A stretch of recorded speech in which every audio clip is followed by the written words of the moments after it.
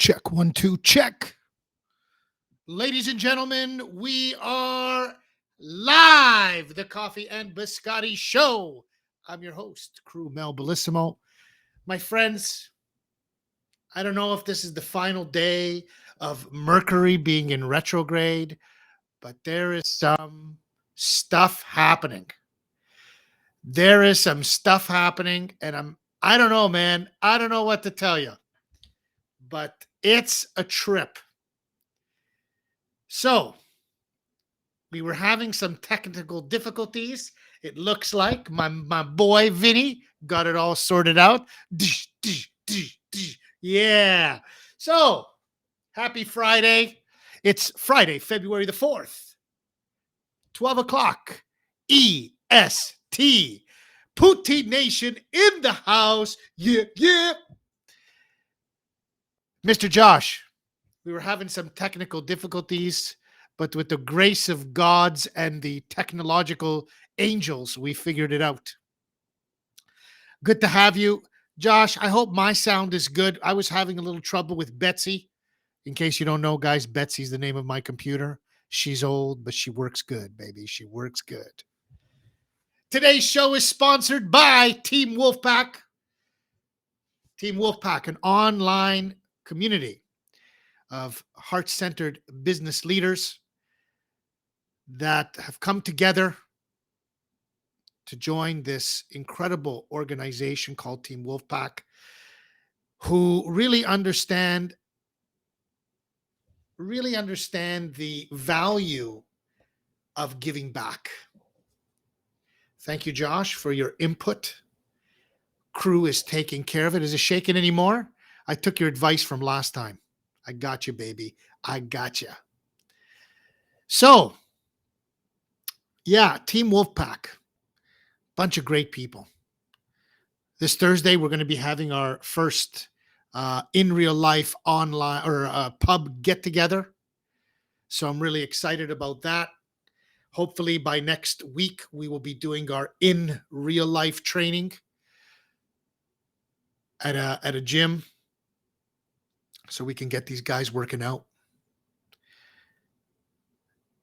It's a good day to be alive, even though that this could be, I think, if I'm not mistaken, the final day of Mercury being in retrograde. Aha! Chief Thunderfist in the house. Yes. It's a pleasure to have you, Coach. Always nice to see you. Thank you for joining us today. What a great honor it is to have one of the MMA legend here, Coach, legendary Coach, here with us today. Of course, he wouldn't miss it because our guest is, I like to call him a bit of a celebrity myself. You know, he's a serious dude. And ladies, I haven't asked him yet, but I think he's single. Just saying. I don't know. We're going to have to find out himself. But when you get a look at him, you're going to want to know if he's single. Trust me. Because he's built like a Roman god. Today, guys, I want to give a special shout out to a dear friend of mine. She was on the show. Her name is Christine Monfries. She is the owner of Monfries Rum Cakes. And Valentine's Day is coming up. And I want to give a special shout out because if you want to give a little something to your special someone, if you're that special someone and you don't have another special someone, then that's okay. You can get one for yourself. Because I've had the pleasure of trying Christine's rum cakes, Jamaican rum cakes, and they are off the chain. So I would like to encourage all of you to go to Monfries Rum Cakes and order one for Valentine's Day because they are off the chain and you're going to love it. So, where to begin today, my friends? You know, it's snowing again. I think everybody's feeling the February blues. I think that there's a lot happening here in our nation's capital with the with the convoy, the Freedom Convoy in Ottawa. And I'm not a political guy. There's people that are going to like it, and there's people that are not going to like it. I don't have much to say about it. I mean, I believe in expressing how you feel about something.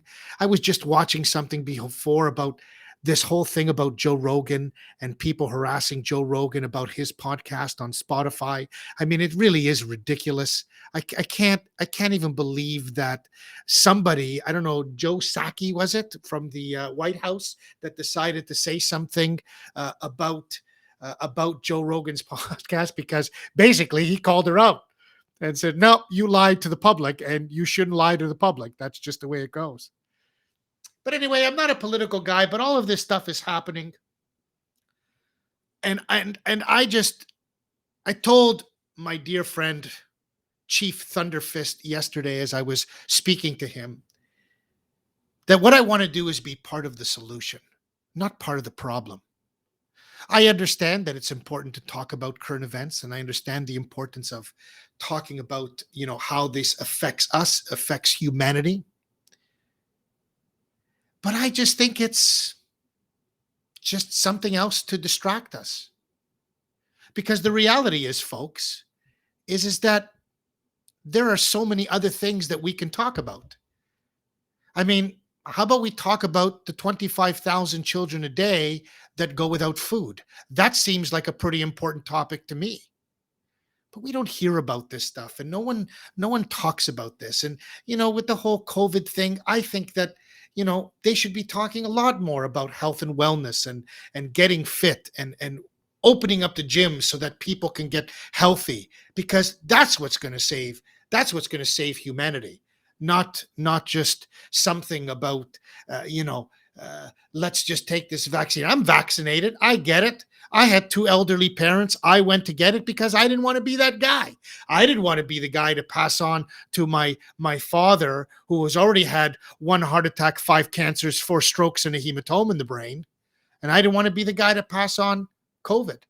So I decided to do it. But at the end of the day, what we need to do, and here's the purpose, and it's a great segue into our guest today. But here's the point. I was talking to a client this week, and here's what I said, and I said this on the vision board mastermind that I do on Wednesday with 6 amazing people. I said to them, we have to start to change the mindset that we don't want to make time for self-love. We need to make time for self-love. It's not a want, it's a need. It's amazing at how many people I talk to get so distracted by all the shiny objects. My friends, cut the shit. If you subscribe to the philosophy that you are a 3-part being, that you are a body, that you are a mind, and that you are a spirit, then I would ask you, what are you doing to exercise all 3 of these points every single day? We've heard expressions like the body is a temple, treat it accordingly. Well, the question is are you? Are you treating your body accordingly? I'm guilty of it. We all are. Things in this world are cyclical. We go through phases. I go through phases of eating super, super disciplined, and then something throws you off. But the point is to be mindful about it and to quickly revert back to the things that are going to be important for you and positive for you, because the reality is, for me, guys, is that there's no red pill or blue pill to take, my friends. You know what this is about? This is about you getting your ass in gear, going to the gym, doing some kind of workout, getting involved in some sort of reading and journaling, and then getting involved in some sort of meditative practice, or getting involved in helping others, especially those less fortunate. So that's what this is about to me. So that's my rant for the day. And it goes perfect with our guest because, yes, you're right, Poutine Nation. Let's face it, it's most likely pizza that derails you. You're absolutely right. You're right. You're right. I feel you, brother. But today's guest is special to me.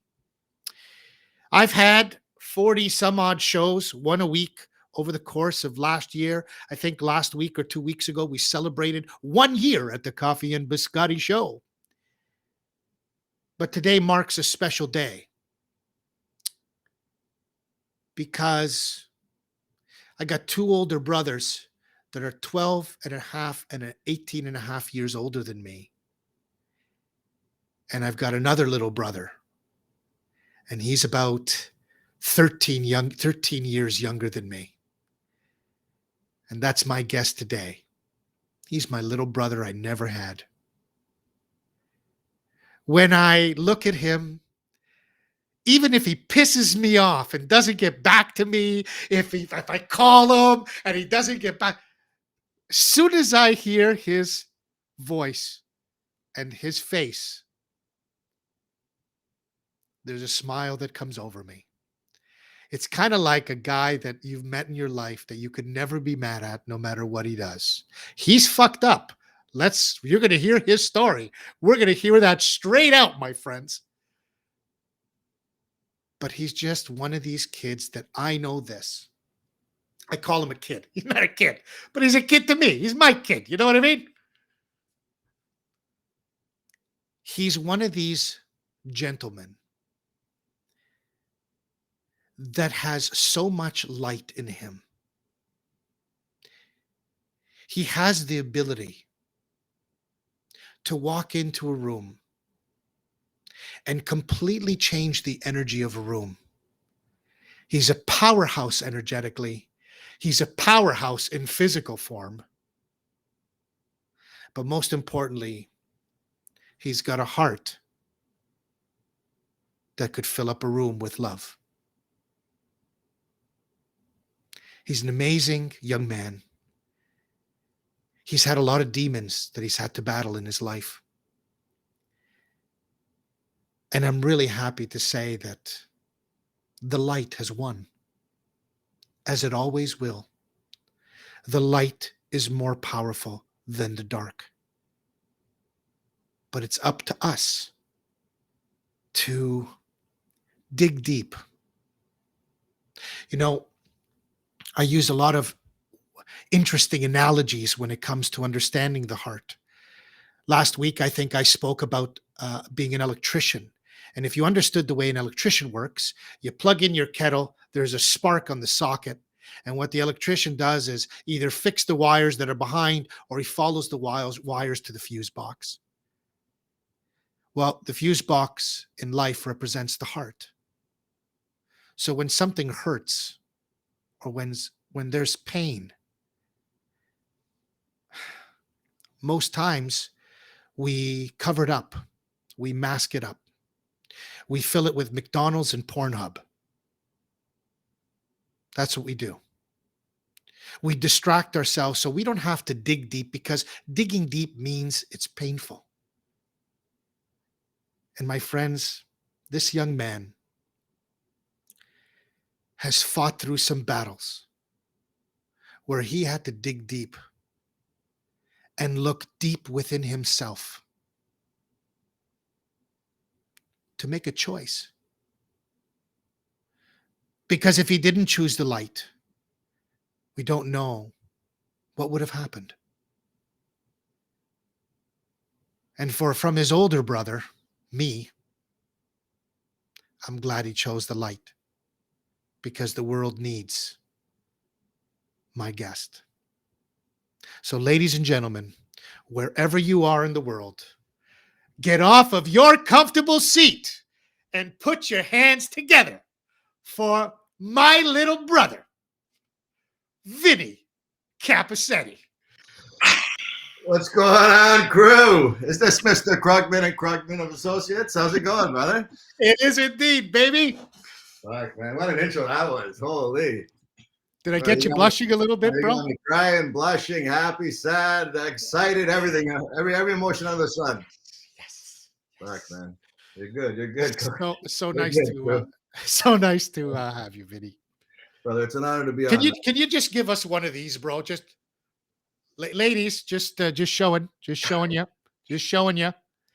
Please write in the chat, Vinny. They all want to know. I mean, really, Are you single now, or are you dating somebody? Yeah, I'm dating somebody. Oh, there is a special someone. Ooh. Oh, I see. Even the older brother didn't know this. I'm Yeah. sorry, ladies. It looks like you're going to have some competition. Yeah. What are you gonna do? What are you going to do? It happens. Um, Vinny, first off, I just want to congratulate you. I didn't say in the interview because I spoke about you Yeah. personally, but just so that you know, he's got a shirt on, folks, of the West End Athletic Club. Guys, this is a place that when I had a gym, I I would dream of when I'm sleeping to be the owner of. It is probably considered to be the nicest facility in all of our country. Not in Ontario, not in Toronto, in Canada. Thank you. Yes, Poutine Nation, waitlist open. Send your email addresses to Mel to stay informed on Vinny's relationship status. Excellent. Well, play Cupid for me, crew. There you go, buddy. Listen, I'll find you a good one. You know it. I know you would. I got So, Vinny, you know, I'm super excited to have you here because your story is powerful. And what's most important for me is, as I said at the beginning of the show, is that I want to be part of the solution. And part of the solution means that we take people, brave people and courageous people like yourself, Mhm. and we share your story, because your story may fall upon one's ear that Right. is looking for some kind of inspiration, for some kind of hope, that if they're going through difficult times, knowing that they hear your story could help them get out of there, or crawl out of their rock bottom, if you will. Absolutely. So, what I'd like to do, Vinny, as I start off all my shows, I just want you to paint us a picture. Who is this guy, Vinny Cappuccitti? Who is this guy? Where do I start? Where do I start? As far and as deep as you want to go, brother. This platform, this show today is all about you. Thank you. I appreciate the I appreciate the opportunity. Like I said, I appreciate this is such an honor for me, crew. We go back, fuck, I don't know how many years, a long time. I'll get to how we met. I'll get to that part of the story, how we met, and you became so influential in my life, and you held me so big. You changed my life, man. Straight the fuck up. You changed my life. You taught me a set of skills that I've used to this day, both in the gym and in life. And you were my first mentor. I go on these journeys with Tony Robbins and this guy and that guy. I got all these coaches, world famous coaches, but brother, that wouldn't happen if you didn't set me on that path. You were the first mentor I ever had, without even realizing it. Without even realizing it. So I owe a lot to you and everybody listening, everybody watching. Just realize how influential, how special this guy is to me in my life, even though sometimes I don't call him back and pick up the phone calls. I'm bad like that, bro. It's not just with you, though, okay? Oh, everybody, I got to change that. It's something I'm working on this year. Anyways, where do I start? So when I was about 5 years old, my father, he was a nationally ranked boxer, my father, Danny. And so basically, some families, they've got family sports. Some families play hockey, some families play baseball. My family boxed. My brothers and I got an older brother, younger sister. We all learned how to box. Even my mother, we do. It's a family thing. And every Sundays, I would follow my father to the gym. I'd follow him every chance I could to go to the gym, to the boxing gym. And he'd take me. And it's funny now because the gentleman that works at the gym with us now was the owner of the original gym I grew up in Rexdale. So unfortunately, his gym closed down during COVID, and so now he's with us. So it's such a trip because all these years later, I grew up in his gym, and here we are, I don't know how many years later, 20 years later, and now he's working for us in my gym. You know what I mean? So it's pretty special. So yeah, I used to follow my father. I'd tag along. Every chance I could, I'd go to Mr. Fitness, this place in Rexdale, who Jimmy, the owner now, he's with us. And I'd just sit there and I'd watch and I'd observe. I'd be a little kid, 5, 6 years old. And my father taught me how to throw a punch as soon as I could walk. As soon as I was able to walk, he taught me how to throw a punch. My brothers and I. So I knew how to defend myself. I knew how to box, and it became a passion, right? But it didn't become a passion yet. I'll explain why it became a passion. So, like I said, I'd follow my father to the gym, and I'd sit there and I'd watch, and we'd start. And this is how I got into fitness, and this is how I got into working out, because at first I would just sit there and watch. And he'd box, he'd hit the bag, he'd spar, whatever. And then at the end of the session, he'd make me rap his hand raps. So he'd give me the raps, and I'd sit there, and that's how I learned to rap the hand raps. And I'd be a little kid, you know. And then he'd ask me, you know, what'd you notice? How'd I do with this? What was the jab like? What was it? You know, and I'd have to like give him feedback as to what he would be doing at like 6, 7 years old. You know what I mean? So I'd be watching this guy downloading, having to pay attention and learn. And then at the end, he'd quiz me basically. You know what I mean? So that basically, the gym became like a home. Not basically, it became a home for me. It became like a surrogate home, you know? And then so when I was in elementary school, probably grade 5-ish, yeah, around grade 5, 6, yeah, around grade 5 or so, I started to get picked on. I started to get bullied. And it was, like you said, all those beautiful words at the beginning of the podcast, you know, I'm a loving person. I'm a lover.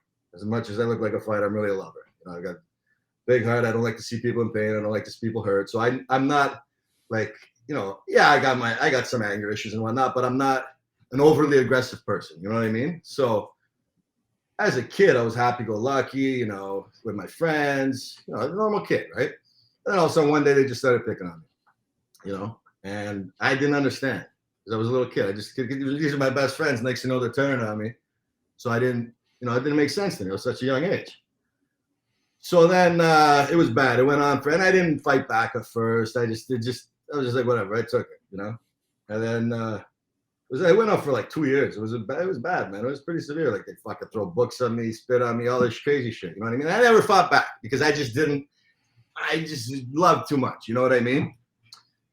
And I go home every day crying, and my mother would be crying, you know, everything. And then my father stuck out. He watched from a distance. You know, my father he's the type of guy that he'll let you figure it out yourself because you got to learn these skills, right? So he sat back and he watched and he watched and he watched. And then finally it came a day where my mother got so fed up. She goes, we should change Vinny's schools. We should make him change, or get him to change schools. My father said, nope. Can I swear on this podcast?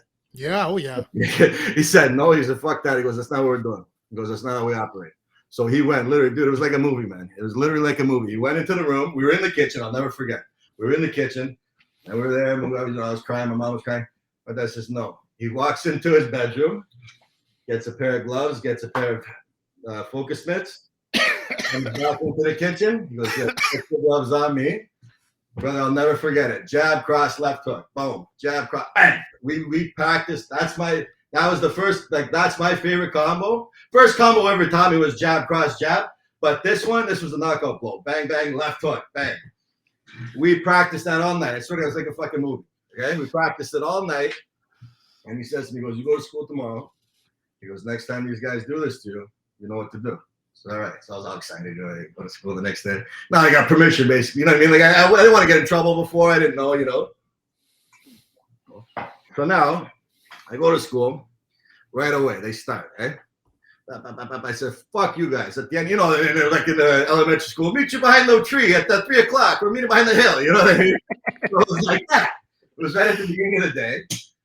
No, fuck you. We're meeting behind the hill at the end of the day. That's it. We're finishing this once and for all. So now every day, all day, it was like, ooh, they're going to fight, you know? It was just like a movie.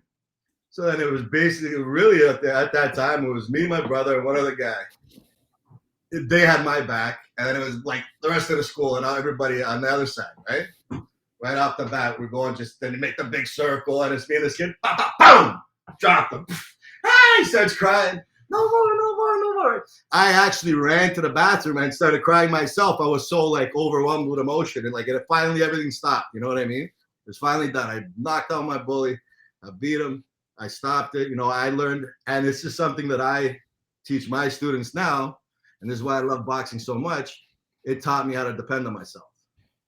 It taught me how to depend on myself. So that's a powerful fucking feeling. When you can walk into any room in the world by yourself, and you know you're safe, you know you're okay. You can depend on yourself.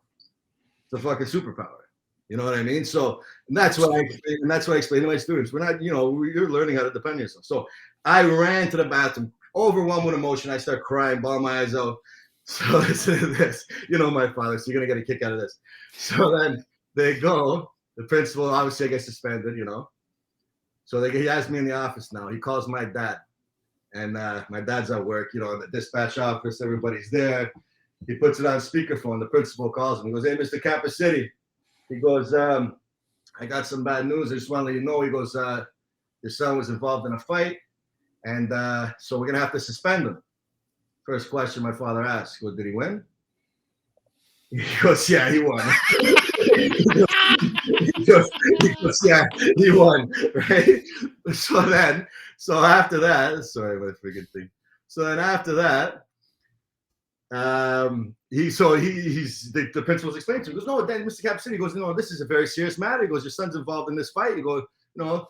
So he goes, so what's the deal? My dad's like, so is it over? The boy's done. He goes, yeah, they don't want any more trouble. The fucking office started clapping.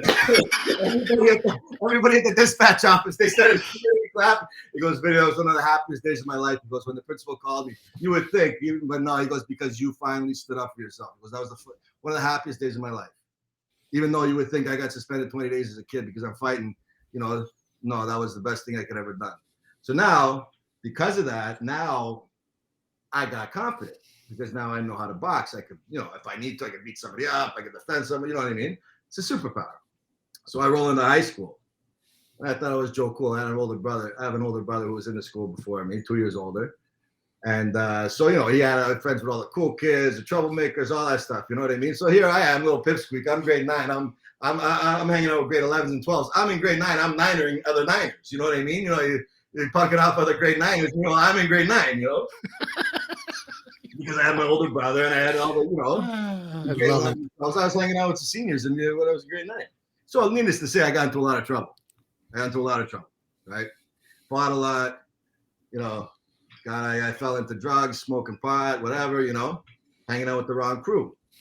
So every time I would get suspended, they'd give me 5 days, 10 days, 20 days, all this. Finally, my dad says, okay. He goes, I'll give you 2 options every time. He always gave me these 2 options. Every time I got suspended, I could either go to work with him or I can go to the boxing gym. So every time I went to work for him, he'd give me the bis jobs. I'd sit there all day and sweep. Like literally, I'd sweep all day. You could eat off the floor, it'd be so spotless. And he'd make me sweep just to prove a point. That's the way my father is. So he'd give me all the jobs nobody wanted to do. So I said, I don't want to go to work. I'd rather go to the gym. I'll go to the boxing gym, right? So that's where I would go, and I'd start going to Mr. Fitness in Rexdale. And that's where I developed my passion for boxing. Because I'm here, so I started working out, and then that's how I fell into fitness, and that's how I fell into boxing. So come high school now, I'm fighting, I'm doing all this crazy stuff. Finally, I get expelled, and I didn't even get expelled for fighting. That's the most ironic part of everything. I got expelled because my shirt was untucked because I went to a Catholic school, and we had to wear uniforms. So if your shirt was untucked, you get sent home for the day. That's right. Home, right? Or, if you didn't have the right shoes on, whatever. So I was hanging out. I was at the time I was high school sweetheart, whatever, and I'm just hanging out in it was like the main hallway, right? The principal didn't know I was skipping class because I'd always skip class. I go to period 1, I go to gym, and then period 2 was religion because my gym teacher was my religion teacher, so I had to go to 2. Otherwise, I had to skip all the classes, right? Because it was, So, and then I had construction and gym at the end of the day. It was a write-off. My day was a write-off. So I said, fuck it, I'd always just skip the classes. So I'm hanging out. The principal walks by, and he was a solid cat, the principal, Mr. Stapleton. He goes, Cappuccitti. Because I was like, hey, Cappuccitti. He goes, your shirt's untucked. I got to, let's go to the office. I got to send you home. I got to write your thing, right? So we're there. He opens up my attendance. Okay, so keep in mind. So we're on day 30 of the first semester. Okay, it's only 30 days in. 27 of those days I skipped straight. Okay? Oh my God. I used to forge my mother's signature so good that the friggin' attendance office used to call my mom and said, your son's trying to sign out. She goes, no, I signed that myself. Like, they couldn't tell if I forged it or my mother actually signed it. That's how good I got at forging my mother's signature. And when you go into an office, how they got like a clear thing and you put notes underneath on the desk? They used to have right at the attendance. They had nothing else. They had my note that I forged, and then my mother's real signature. So every time I go, that's how much I'd skip class. They'd go and they'd have my note right there, a fake and a real one, just to look, right? That's how bad I was at skipping. So anyway, so the principal's there. He's got me in the office, and he's looking. Oh, day 1, suspend. He's flipping the buck. Oh. Now we're like day 10, 15, 17. And he's looking. He's going, what? And now his mood starts to change, eh? He doesn't even get to the final 27 days. He just stops at like 20-something. He goes, hey, he goes, Vinny, tell me something. He goes, do you got a job? I said, so as soon as he said that, I go, why? He goes, I'm sorry, son. He goes, I gotta expel you. I go, expel. He goes, I can't give you any more suspensions. He goes, the only suspension I give you is 100 days. Like, you're getting 20 here, 10 here, 20. He goes, I can't suspend you anymore. He goes, I'm sorry, son, but I got to expel you. First thing I said, no, sir, my father's going to fucking kill me. You can't do that. Please don't. I'll do anything. I go, don't. My father's going to kill me. So anyways, needless to say, they weren't too happy, my parents. But I made him a deal. So then, yeah, I'm always, you know. So then next thing, you know, I said to the principal, I said, okay, let's make a deal. So he expels me. I go, whatever. A week later, I go back, sir. I go, sir, listen, I'll make you a deal. I go, I'll go to a dropout school, whatever you call it, like, you know, for if you want to get credits, like whatever it's called. So I go, I'll bust my ass. I'll get all my credits I need. I go, if I do that, you got to let me graduate with my friends. He goes, okay, deal. So I spent all that the whole year. I take the subway. I go down to Toronto, and I'd go down and so yeah, and I'd go to Eglinton Avenue and Eglinton Road. I had a friend, and I'd go to this place and I'd get my credits, and I'd earn my credits back. So then I earned it, and I went back and I graduated with my friends. Okay, but 17 years old, so about grade 11, I got into a little altercation, got into a little beef, and some people, you know, my brother and I, we got involved with a fight. Some, you know, long story short, I end up accidentally running the guy over with my car. And because of that, I was 17 years old. I got charged with attempted murder. And yeah, I never told you this story, did I, Chris? Holy shit! No, you didn't tell me this one, bro. Not you and your listeners. I hope my mom's not watching. but yeah, so 17 years old. I got charged with that, and I just did a week in juvie. And I got set, made bail, and then they put me on. So I just got my license. Dude, check this out, okay? I just got my license I had it for a week, okay? And the government of Ontario or Canada, whatever, they have a rule that if they suspend your license, if they give you a 4-year suspension, when your suspension's over, you'll get your license right back that day. If they give you 4 years in a day, you got to go all the way back to the starting board. So you got to go back to square one. What do you think they gave me? 4 years in a day. So then I got to go back to square one. I didn't get my license until I was 21 years old, you know, because I got a 4-year suspension at 17, and then by the time I went and got it, like I didn't start driving until I was 21. I'm 32 now, so you know what I mean. So where was it? So I got that, I got suspended, and then I got put on a year of house arrest. So I was at home, I couldn't leave. So imagine, so I'm 17 years old, summertime. Well, it's November when I got pinched. November, going into the summer, okay, all year on house arrest. I can't leave. Friends, you're 17 years old, man. It's summertime. Your friends are partying. Everybody's going out, summer love, all that stuff. And I missed out on all that shit. And, well, you know, I found my way to do, you know, get my kicks here and there. But I basically, you know, I was on house arrest for a year. I had no license. So it really affected me. You know, it really affected me. And that's when I fell into a pill addiction. So I felt it was like, up until now, I was always smoking weed, always drinking, all that stuff, you know. I'm not gonna get too specific, but I was always doing something basically. So I was 14 years old. I developed a habit, some form of habits, cigarettes, whatever, since 14 years old. And then, so 17, I'm on a house arrest. Long story short, I get this addiction, and yeah, and it ruined me. It fucking destroyed me because I didn't know. Like, but it was weird because I was lifting weights, and I learned how to lift weights and all this stuff again. Like, I not learned, but I was doing it because I was on house arrest and nothing else to do. You know, I'd lift weights and I'd go get fucked up, watch a movie, hang out. You know, I was at home all day long. So I was just trying to keep occupied. But I was doing the wrong things. I was doing some right things, but mostly wrong things. But I didn't know any better, right? Anyways, by 19, I ended my first rehab. I went to, first one I went to was in Pittsburgh, Pennsylvania, a place called Karen. It was actually the same rehab that Aerosmith went to. So you know the song Love in the Elevator? Love in the Elevator. He wrote that song because he banged the chick in the elevator at this place. And so he wrote that song about that. So that song is because this rehab was made at this rehab. And sorry, I don't mean to talk vulgar, excuse me. And so that was one. Anyways, like I ended up going to 3 different places. I went to one in California, one in Muskoka, and it just never stuck. It never stuck because my pill addiction, it grew and got like everything else. It'll, if you feed the monster, it'll come on. Eventually becomes Godzilla and kills it. You know what I mean? You got to kill it when it's a little baby lizard, otherwise it'll become Godzilla. And that's what had happened. It became Godzilla. And then so I fell very, very bad into addiction. And so now I'm about 20. So now I'm in my 20s. Okay? So from 17 to 23 is when I finally stopped. So 17 to 23, I was on a madman. I was a madman. I was on a run. I was doing all kinds of bad stuff. I was just living from day to day. I didn't give a shit about my life. I didn't give a shit about the people around me. I was just doing everything wrong. Everything wrong. I thought I was doing some things right, but it wasn't. I was doing everything wrong. But I always knew, crew, I always knew in my heart, every time I looked in the mirror, I always knew there was something better.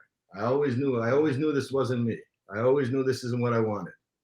You know what I mean? And in my darkest days, like I've been, I always knew I was going to get out of it. I just was that because I knew that wasn't me. That's not me, that stuff. You know what I mean? So then 23 years old, and my world's fell apart. My world's fucking nothing. I got nothing. And my parents were really fighting over me. My mother loves I love my parents to death. And my mother, I'm a mama's boy. I'll admit it. I'm a mama's boy. And she always, God bless her, she stuck by me through everything. Everything. She never stopped trying to help me. Never. And, my mother's a saint. And I'm naming my first child after her. My first daughter's gonna be named Sylvia because she's so important in my life, my mother. So my mother and father, they're fighting over me now because I'm enough's enough. You know what I mean? You can only do that for so long. You're gonna, So I had to make a decision. And so they said to me, okay, you have to go to this. I call it a boot camp, behavior modification. That's a fancy word for it. It was essentially a rehab, but it wasn't. It's not like these other rehabs that I went to. Those were fucking country clubs. You got breakfast made for you. You got these little wheatgrass shots, and you got the hot tub and the fucking gym. It was like a resort, basically, these places. But, and you do your groups and your meetings, all that stuff. But this place that I went to, so that's why I call it a behavior modification boot camp, because that's exactly what it is. We got woken up every morning, 6 a.m. by a cowbell. And he was not allowed. So there's 3 bedrooms. This is how our morning started. 3 bedrooms, the bell ringer would come, 6 a.m. Ring the bell. It was like a fucking cowbell, dude. It wasn't like a little ding, ding, ding. It was a bell. And he didn't move from bedroom 1 until bedroom 2 so bedroom 1, there was 1, 2, 3 bunk beds, so 6 guys, basically 6 guys. There were 16 guys living in 3 bedrooms, basically. Okay, so bunk beds everywhere. He was not allowed to move from bedroom 1 to bedroom 2 until everybody got out of bed and they were standing up. Everybody's feet were on the ground. Once everybody's feet touched the ground, he'd move on to the next room and so forth. He couldn't move on to the next room until everybody's feet was on the ground. Then you had 15 minutes. Once you got up, you had 15 minutes to make your bed hospital tucked. So yeah, we learned how to hospital tuck a bed. You fucking bounce a dime off it. It was so tight. Every morning. So you had 15 minutes to do that. And it was either Monday, Wednesday, Friday, or Tuesday, Thursday, Saturday was your shave days, and everybody shaved on Sunday as a group. So Sundays were mandatory, but you had a shave day. So you had to shave, or you went on what's called a commitment. So we had all these commitments. So you could commit to growing a beard, and you couldn't shave it. And if you shaved, because this is the behavior modification part comes into play. So you went on a commitment. Let's say you wanted to commit to growing a beard. If you shave that beard, let's say 10 days in, it gets too itchy, you say, fuck this. You lose your cigarettes, your gym time, your reading. Because we were allowed 8 cigarettes a day. So this is the setup how it worked. 8, you were allowed 8 of everything. 8 underwears, 8 socks, 8 shirts. And they had to be pyramid stacked in the drawers. All your clothes have to be pyramid stacked. 1 suit, a leather jacket, dress shoes, and then the rest was 8 of everything. You know what I mean? So now this behavior modification part comes in because now you go on this commitment. So now let's say you shave your beard, you ruin the commitment. Now you're screwed. Now you got no cigarettes. You're allowed 8 cigarettes a day. Only 8 cigarettes a day. You weren't allowed your cigarettes no more. No book time. Your gym time. Your luxuries were taken away. So then in that 15 minutes, there was a guy going around what's called check-ins. And everybody had this. So let's say your room was bedroom 1, crew. You would go into bedroom 1 in that 15 minutes. So you got to make your bed, you got to shave, and then you got to do a check-in. Okay? So I would yell because at that time I got made what was called the first responsible. 5 months in, So the way it's like it's the army basically. It was actually based off the Italian army. That's what it was modeled after. It was made by a priest, and he based it off the Italian military. So there's the first. It was called the first responsible. That was like the top dog. Second responsible, he was called the house. So the first went after the people. He looked after the people, the emotions, and that was my weak suit. I don't like talking to people about their emotions. What the fuck do I know about that? You know the world I come from. I'm gonna go. That's hey, you feeling okay today? What's the matter with you? You know what I mean? Like, I don't want to do that. You know what I mean? I got a grown man, 50 years old, doesn't want to get out of bed. I got to go console him and say, why don't you want to get out of bed today, John? Like, what's the matter? I got to talk to this guy. I never know how to do that shit. So that they you know, so they put me in charge with 5 months in, which never happened in the history of the 30 years that place was open. You had to at least make it a year before you got some kind of responsibility. You didn't touch a garbage can until you were 6 months into the program. Okay. They gave me the keys in 5 months in because there was a lot of, they call them dishonesty. So like, let's say you stole a cookie or you stole something that you, because what they do is they'll like, let's say it's a snack time. They'll dime it out where, let's say there's 16 people, everybody gets 2 cookies, but they'll leave it on the table because they want to see who's honest and dishonest. They want to see who steals and who, you know. So they leave it out there, and then they'll leave it out there for an hour before they call the snack time, because you're working. Because it was in between groups. It was a work farm. So we had chickens, we had a garden, we had all this stuff. We had fields. You were either working in the house or outside of the house. So whatever it was, and then they'd yell a snack break, and then they'd go. So if someone stole a cookie, it was a big thing. You know what I mean? Oh, don't touch the cookie. That was the saying. Don't touch the cookie, right? So they were teaching you all these things. This is the honesty, you know, growing and learning all this stuff. So there was a lot of dishonesties going on, right? So then what happens is they grow this big meeting, and the group, the administrators, they say, you know what? Let's give it to Vinny. So they gave me the keys 5 months in. So I had like, dude, it was a 25-month program. Okay. So it was a 25-month rehab, where normally these other places are just 1 month. You can't do fuck all in 1 month. They're not going to change. You're just going to dry out, and then you're going to go back and do it again. But this place was 25 months because they wanted to make sure it stopped. Right? Wow. Yeah. And I stuck it out the whole time. I finished. It's over 2 years. Yeah. Yeah, man. 2 years. Exactly. So, and they for basically 20 months, I ran a home of 15 other guys from the ages of 13 to probably 75, all different addictions, you know, drugs, alcohol, clothing, porn, whatever. And I had to develop these skills. I had to develop talking to people, which I never really talked to. I'm a very shy guy, despite what you think. You know, despite my personality, I'm very shy. I won't go up to somebody and say, hey, how you doing? You know, like, I'm not that person. You know what I mean? You know, if we're talking, okay, I'll open up and be, you know, but as far as just saying hi to somebody, I've never done that. You know, like, I've never been the guy to walk up to a girl at a bar, like, hey, what's going on? I never in my life have ever done that once. I don't know why. I'm shy to do that kind of stuff, you know? So I had to learn how to develop all these skills, which I'd never had. I learned how to garden. I learned how to I had 100 chickens at one time. I had a garden probably the size of my gym out here that I had all kinds of, we had everything, hot peppers. One time we had because you're in this place, you got nothing to do. It's a work farm, but then you got groups and you change your behaviors along the way. One time we were so damn bored that there's 3 guys, me, my buddy Ariel, and my buddy Fabio. We had a go because we had hot peppers, ghost peppers, Thai peppers, Thai dragons, ghost peppers, habaneros, all the hottest things. We grew those peppers, so we had them in the garden. One time we were so bored, we had a freaking ghost pepper eating contest. Who could eat the most ghost peppers? Okay, dude, I won. You don't know how many I ate in a day? 34 fucking ghost peppers in a day. Dude, I saw Jesus by the time I was done. The day I was there. I'll tell you, bro. If I had told you that story, if I told you the story how it went down, like it started at 1, it's at like 10 a.m. We're so bored. 2, we're going back and forth. But we went all the way to dinner time. We went all the way to the end of the night eating these fucking peppers. Anyways, I ended up winning the thing. I've never been the same since. No kidding. Wow. Well, wow. That's like an insight of kind of the little stuff we have to do just to get by and, you know, for kicks, right? And if anybody cared to know that this wasn't going to be an entertaining show, I'm glad you joined us today because this is as entertaining as it gets. Let me Well, tell you. man, just tell me when to stop. I'll go all day. No, listen, I love this because you're giving some real good background, Mhm. um, where you talk about this experience, Vinny, and a lot of people don't even know what it's like. So that's why I really love this because in your ability to communicate it in a jovial way. The truth is, this wasn't an easy time. It was hell, bro. It was hell. But you know what? Looking back now, believe it or not, it was the best 2 years of my life. Best 2 years of my life.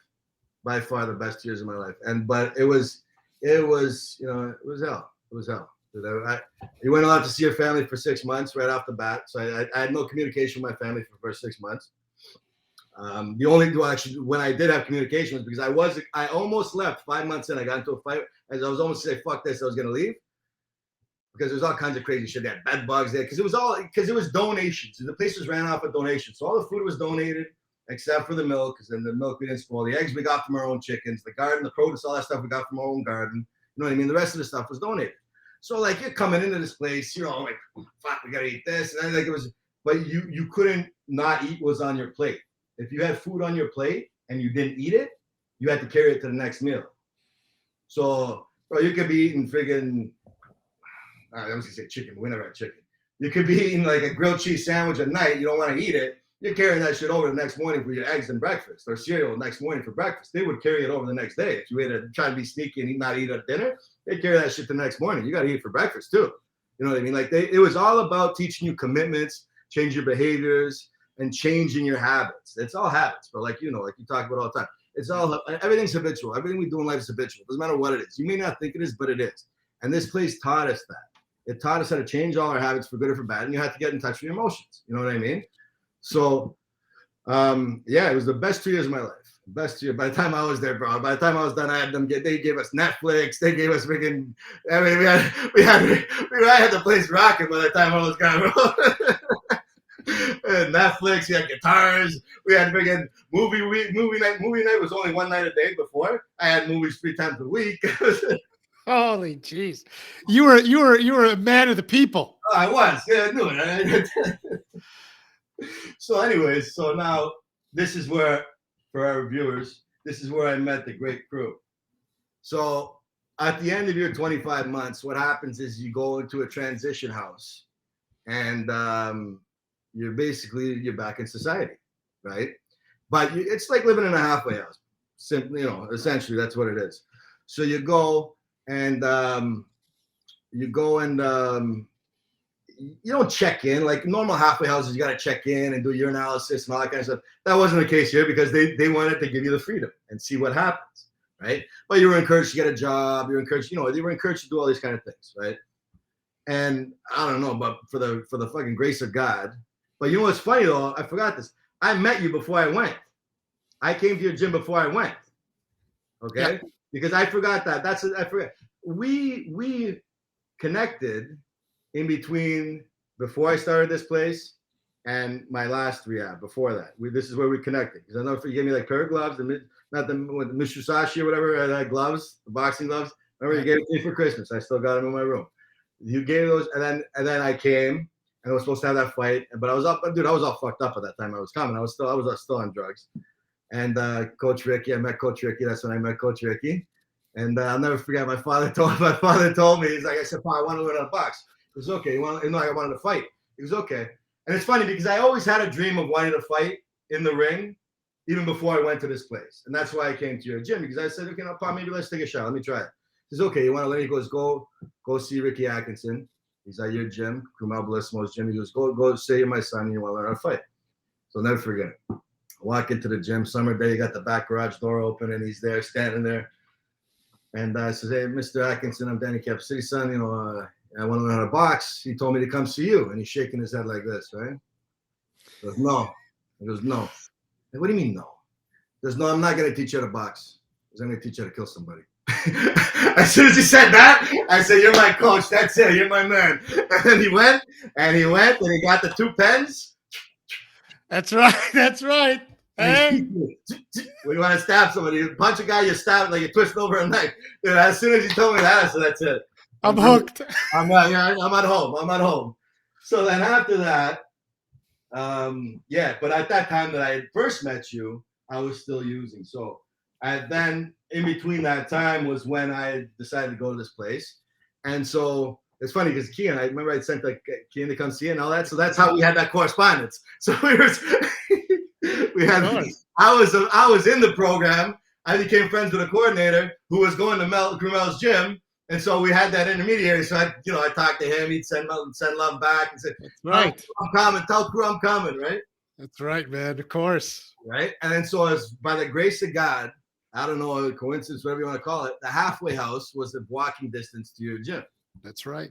It was freaking crazy. I don't know. Almost like God put it there on purpose. That's exactly what it is, dude. It was fake. It was fake. And I don't use those terms lightly. And anytime I talk about people changing my lives, like I said about you, and I don't take that word. I don't use those things lightly or like that's not something I joke about. This is serious, And so this was the grace of God because now this is the first time I've ever worked for somebody else. I've always worked for my father, so there's that. And I was in a real fight gym, and I can Yes, you were. And I could walk to this gym, and I had nothing else to do. So like, this is what I can focus on. Like I had no job. I had no girl. I had nothing, So I said, this is what I can do. And you were fortunate enough to give me a job, and you were fortunate enough to take me under your wing, and you mentored me. And this is where like, and I didn't even know, I didn't even realize, but we'd have our talks, and we'd sit there and we'd hang out. It would just be you and I, and we'd be talking. I didn't even realize, but you're like putting all this information in my head. And I'm like, fuck. You're like, and then years later, boom, something will go off. Something you taught me would click, right? And it's just funny because now I was in an environment that I could thrive in. I was with a mentor who loved me and took care of me and taught me, which I never really had mentors before. I had, older brother. I had people that would show me things and teach me things, but I never had somebody who would say to me, Vinny, don't do that. It's not good. Don't, like do this, like I never had that. You know what I mean? And you are very powerful with your communication. Very powerful. Very, very powerful. And they're like, I talk to you on the phone and like, we could be 1,000 miles away and you could say something. And it's like, kick me in the nuts. Boom. I'm like, wow. Like, you know what I mean? You're very, very powerful with your communication. And so you really got through to me with everything you're talking about. And you really, really, it stuck. It stuck. And so now here I am in this gym and I was working the front desk. And so now all these skills that I learned in the place, I've got to put into play in real life now. Yeah. So now I'm like, fuck, I got to talk to people all day long. And like gyms, they're public places. So like, you can't choose who walks in and out of the doors. It's whoever comes in, it's your job to talk to them. And that was so scary, dude. Even to this day, I don't even like doing it if I got to do, you know what I mean? Like, it's a scary thing because anxieties and, you never know what's going to happen. So I had to develop that skill at your gym. So like I said, I'm very grateful for everything you've given me. Every opportunity you've given me, it's played a part in my life like none other. It's weird how it happened. Weird how all these years later it happens like that. You know what I mean? But so then there's that. And then we brought on Anthony, my buddy, another friend of mine. And then so another gentleman at the program, I'll tell the audience, another gentleman in the program that I was in, and he was younger than me. He was like my little brother. I took him on as like a little brother when I was in there. And I was trying to mentor him through the words. So crew would be telling me something at the gym. I'd go back to the halfway house and I'd tell that to Anthony. And you know what I mean? And then so and he got into fighting and he wanted to do kickboxing and Muay Thai and all that stuff. Actually, my first fight was against Anthony. so that's the funny part. That was the funny part. So now we bring Anthony to the gym. And I said, crew, I explained the situation. And then again, you were gracious enough to give this young man a job. So now there's the two knuckleheads working the front desk. And no idea what the fuck, we're coming and going. We don't know. It's the blind leading the blind. We don't know what's going on. And now you guys did great, Vinny. Thank you, bro. You guys did great, man. You guys really did. And I mean, it's one of those things where, just to kind of take a sidebar here, just to say I was questioned about it. I was questioned about some of my actions at the gym. But one of the things that I'm very proud of was bringing you and Anthony on board, because the truth is that you guys both were very loved by all of everybody there. Everybody loved you. Everybody loved Anthony. I mean, Anthony found his girlfriend there, and I think they're still together. I mean, you want to know how powerful this is? This guy was a knucklehead as a kid, like a true knucklehead. And then all of a sudden, he's in the gym, he's working, he's training, he's fighting, he's loving it. Then he ends up meeting the love of his life. Yeah. Weird, Hey, huh? man. I don't know what kind of stories everybody else are watching, and other kind of stories that they're listening to, but to me it's a powerful representation of, number one, everybody deserves a chance because everybody has it in them to turn their life around. And Vinny, you've been saying wonderful things about me, but let's face it, you turned your life around, man. Coach Ricky has a show called Flip Your Switch, Wow. and you certainly flipped your switch. And for everybody that's listening, this is me being part of the solution of a world that some would say is in a toilet.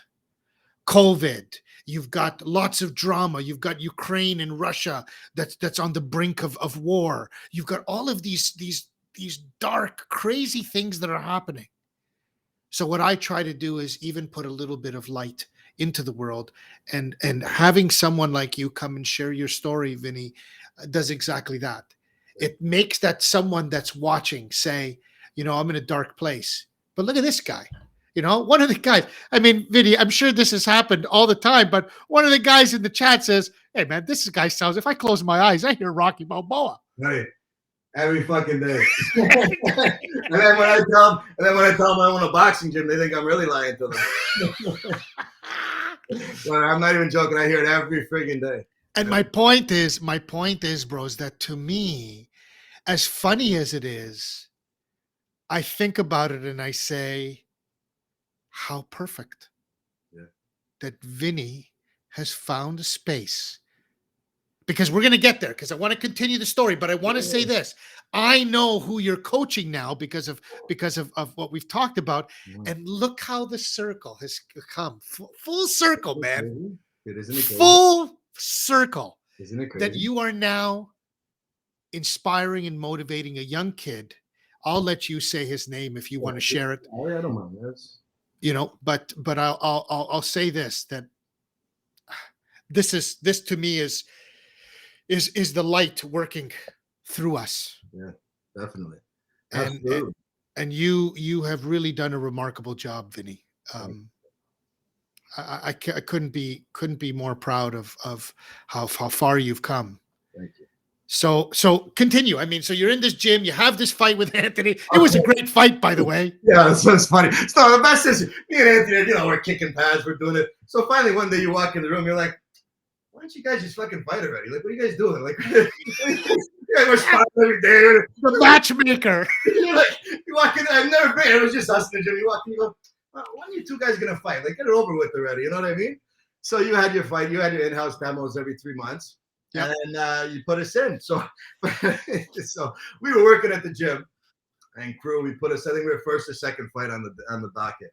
Yeah. And so the deal was, okay, after your fight, you guys got to go back to work. I need your help. You got to go back to the front desk. So no problem, crew. You got it. Put us in first. We'll do it. Then we'll go. We got you. We'll help you. It was okay. Excellent. So he was the crew refereed the whole event. So he's in the ring the whole time. He doesn't know what's going on. Me and Anthony, we have our fight. Boom, we duke it out. Whatever. Boom. See you later. Me and Anthony fucked off. We went to the mansion or something. And so you didn't make that mistake the second time. When the second time I fought, you put me at the end of the card. So everybody, because as soon as my fight was over, my father, he invited so many people that everybody left. Everybody left. So I got smart, bro. As a promoter, I got smart. I said, I'll make that mistake once, but I won't make it again. I'm not going to put Vinny first. I'm going to put him last. Put him at the end of the docket, so now everybody stays. That's right, exactly.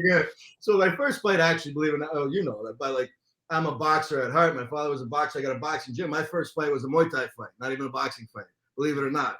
But it was so funny because I maybe threw like 3 kicks the whole time. I can't even kick higher than my friggin' leg, my hips. I got little baby kicks. I can't do high kicks in my life depending on. And I'll never forget because a week before the fight, you and I sparred. First time I ever sparred, you fucking cracked me with a kick so hard, I reconsidered my life choices. I said, I don't know if I want to do this anymore. I said, I don't know.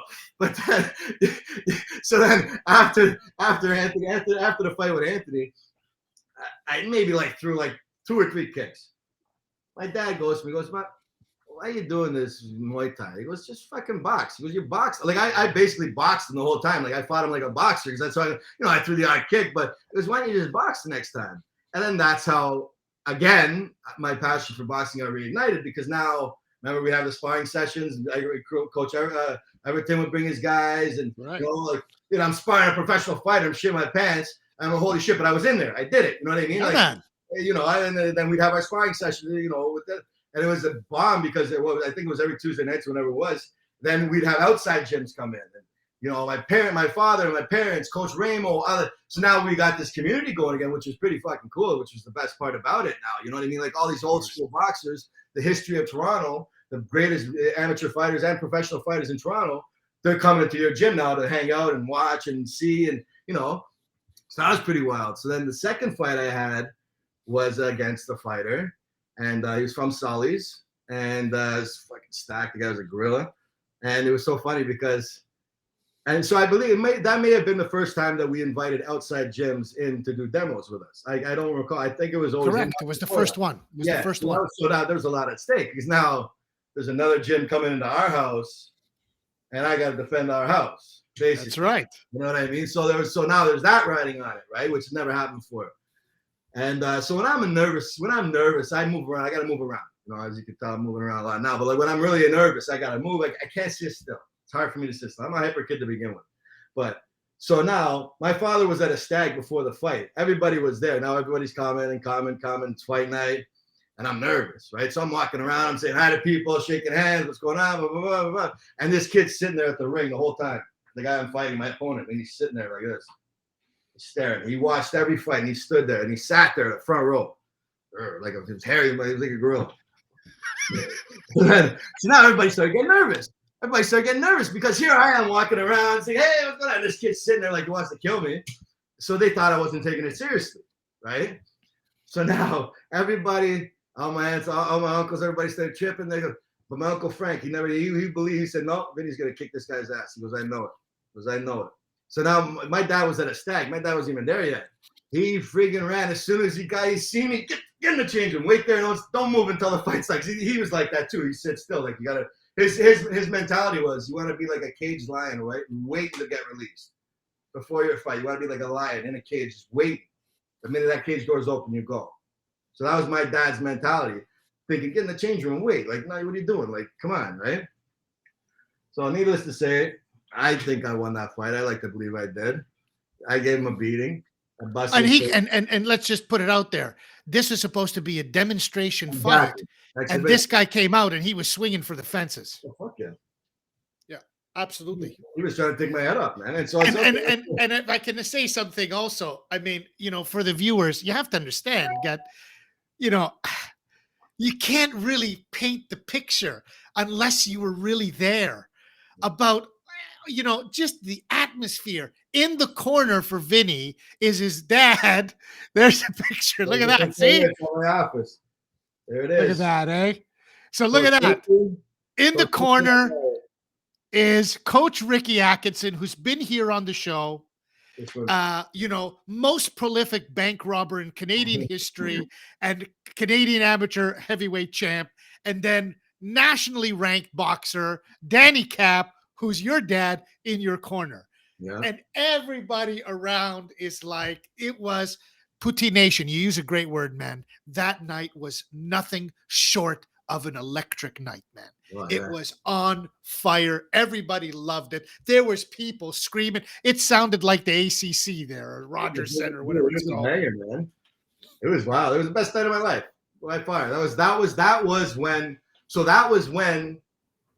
And again, this is why I love you so much, and this is why I'll forever be grateful for you. You gave me the opportunity to make my dreams a reality. Yeah. You gave me a platform to make my dreams a reality, because when I was in that boot camp, I held on to one dream that I want to fight once in the ring, just once. That was what got me up every morning. I ran. Got my body back to health. I couldn't even do a single. Bro, I was smoking 2 packs a day when I got into that place. I couldn't even do a push-up. My teeth were brown. I had to get my teeth redone. They were so bad. Okay, I couldn't even do a single push-up. I'll never forget. I'll never forget it. The first time when I was in that room, bedroom 3, that was the first bedroom I was in. It was like my first day there. I said, okay, let me see what I can do. I got on the floor. I couldn't even do a push-up. I rolled onto the ground like this. And this is why I believe in God. Okay, I'm a big believer in God. So I'm lying on the floor like this. I said, God, if you can get me through this, that's it. Just get me through this, please. A light shines through the window, right on my face. As soon as I said, God, please get me through this. And the second I say that, a light shines on my face. I said, it'll be all right. It'll be all right, you know? And then as soon as that happened, then I said, okay, I got to get my body back. I got to get my health back. I got to get my mind back. So I spent those 2 years holding on to one dream that I'm going to fight in the ring. And you gave me that opportunity. So that's, again, another reason why I'll forever be grateful for you, is because you gave me the opportunity to bring my dreams into reality, right? So there's that. So now it's so strict. So I like to believe I won that fight. I think I did. I gave Oh, yeah. Okay, good. Thank Clearly. you. Okay, thank you. So then because of that, now that parlayed into, okay, I was going to be a fighter. I was going to be a boxer. You know what I mean? I was at that age, I was 25 years old. You know, I started training it. So it's funny because the coach that I fought, the kid that I fought, he actually works for us, one of my father's businesses, ironically enough. But Come on. Yeah, Coach Grant. Yeah, he works for us. Yeah. So ironically enough, so then he became my coach, and then whatever, it didn't work out. I didn't have much of a fight career after that. I was 25. I was working for my father, driving Allison. I had to drive to Toronto anyways. Just by luck, again, by fate, whatever you want to call it, my family in 2017, but we were looking prior to that, but 2017-ish, we decided to open a gym. So we decided to open a boxing gym in Etobicoke.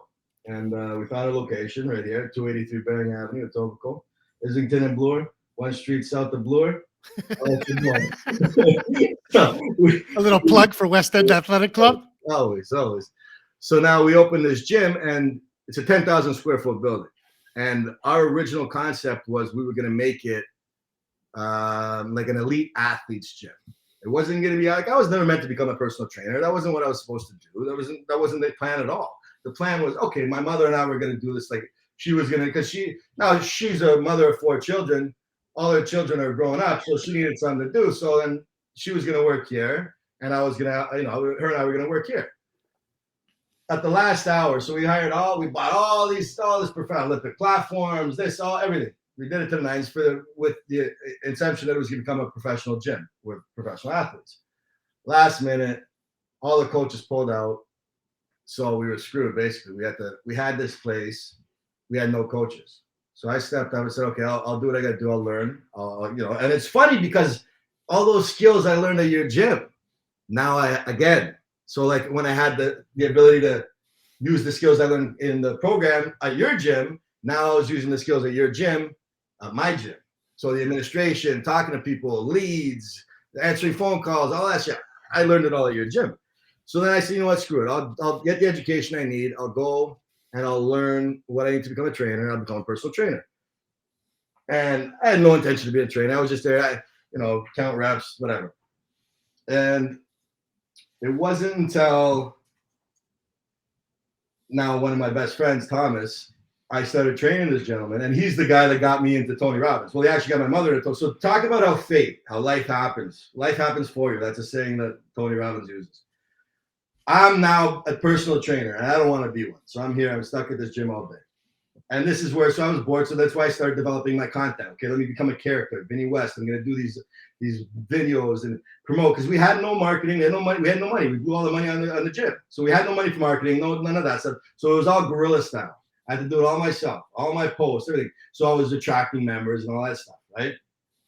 So now my friend Thomas, so across the street of the gym, there's a subdivision.